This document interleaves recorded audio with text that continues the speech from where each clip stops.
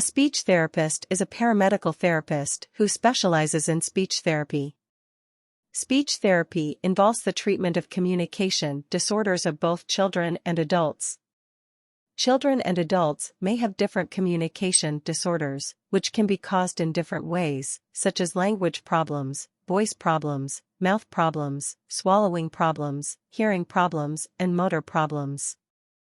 A speech therapy disorder can therefore be caused in different ways and can relate to children and adults, including babies who have swallowing problems. The speech therapist will use speech therapy techniques to improve these problems. In most cases, a speech therapist will first extensively examine new clients in order to determine exactly which disorder the client in question has. After the speech therapy examination, the speech therapist can draw up a treatment plan. The work of a speech therapist can be regarded as important work because the speech therapist helps clients in their self-reliance. A speech therapist should be seen as a paramedical therapist who is responsible for advising and training people regarding the primary oral functions. The implementation of preventive measures is also part of the work of a speech therapist.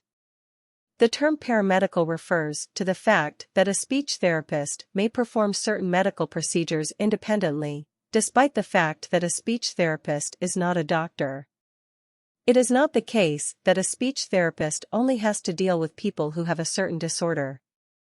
A speech therapist can also train people who have a lot to do with communication. Think, for example, of actors, presenters, and spokespersons.